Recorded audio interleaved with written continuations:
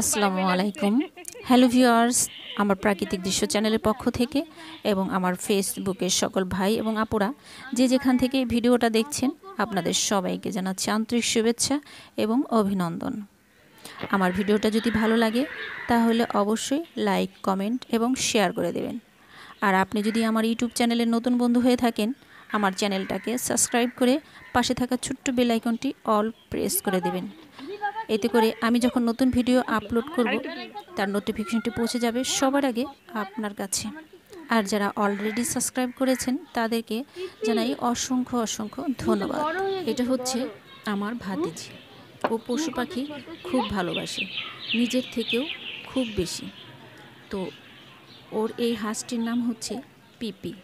আর ওর একটা বিড়াল ছিল, বিড়ালটার নাম ছিল কোকো। ওর ভালোবাসার প্রাণীগুলোর গল্প বলছি। প্লিজ আপনারা ভিডিওটা স্কিপ না করে সম্পূর্ণ ভিডিওটা দেখতে থাকুন।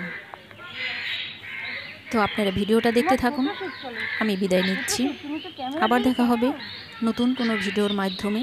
সে পর্যন্ত আপনারা ভালো থাকবেন, সুস্থ থাকবেন। আল্লাহ হাফেজ।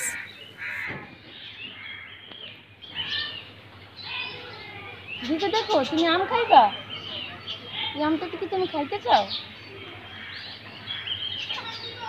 এটা পারফেক্ট পোজ।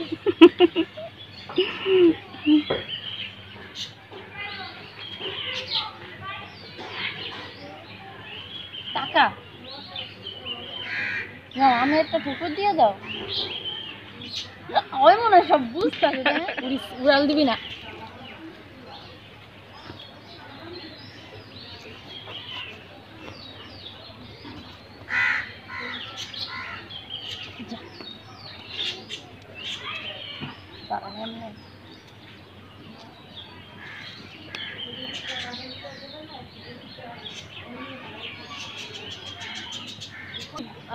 এইচএসসি পরীক্ষার পর আমার দাদা বাড়ি গেছিলাম একটু বেড়াইতে, তখন দেখলাম একটা মেঘনা নদীর পাড়ে একটা মহিলা হাঁস করে তো করতেছে, পিপি করতেছে। তো তখন আমি দুইটা হাঁস কিনছি।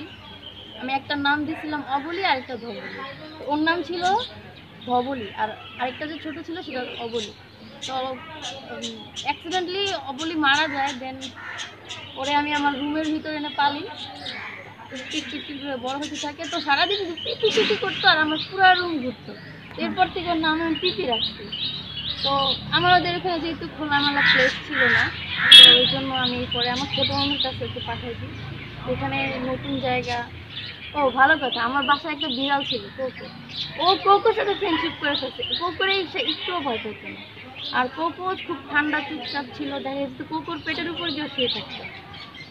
তো মামির কাছে দিয়ে গেলাম, কারণ আমার ওইরকম হাঁস রাখার মতো পরিবেশ বাসায় ছিল না। বাট মাঝে মাঝে আসি, তো আমি ভাবছি ও হয়তো ভুলে গেছে। বাট না, এখনো মানে কোলে উঠলে সে আগের মতো গলাটা এরকম আমার হাতের সাথে মিশে যায়। ও লাইক আমার এখন বাচ্চার মতো হয়ে গেছে। আমার মানে এমনিতে পশু পাখির প্রতি আমার কেন যেন অনেক বেশি মায়া বা একটা ভালোবাসা কাজ করে। সেখান থেকে আমার সবচেয়ে আমি যে কয়টা মানে জিনিস পালছি আজ পর্যন্ত, ওদেরকে আমি পুরো সন্তানের মতো পালছি। তো আমার সবচেয়ে ফেভারিট যে সন্তান সেটা ছিল কোকো। ও কিছুদিন আগে মারা গেছে বাচ্চা হওয়ার সময়। তো ও আর কোকো একসাথে যেহেতু থাকতো, মানে আমার কাছে মনে এখন ওরে মনে হয় যে কোকোর প্রতিচ্ছবি কিছুটা ওর মধ্যে আছে, কারণ দুইজন একসাথে খুবই ফ্রেন্ডলিভাবে থাকতো। অ্যান্ড মানে আমার কাছে ওরে মনে হয় যে কোকোর ঘ্রাণটা আমি ওর মাধ্যমে পাই। আর ওর একটা জিনিস সবচেয়ে বেশি ভালো লাগে, সেটা হচ্ছে আমার বাসায় কিন্তু হাঁস রাখার মতো কোনো খোলামেলা পরিবেশ ছিল না। বাট সে ওই মানে ওরে যে আমি আমার রুমের মধ্যে রাখতাম সেখানে সে ঠিকঠাক অ্যাডজাস্ট করে নিয়েছিল। তো আমি মানে আমার কোকোর পরে আমার সবচেয়ে ফেভারিট বাচ্চা হইতেছে আমার এই পিপি। আপনারা সবাই প্লিজ আমার পিপির জন্য দোয়া করবেন, অ্যান্ড আমার কোকোর জন্যও করবেন, যাতে আখেরাতে হইলেও আমি তাকে পাই। আর আমার পিপিকে যেন আল্লাহ নেক হওয়ার দান করে, সবাই দোয়া করবেন। পিপি বাই বলে দাও। ওই বইলা দিছে বাই। বাই বইলা দিছে। পিপি বাই বলে দিছে। পিপি নামে যে বাই বইলা দিছে।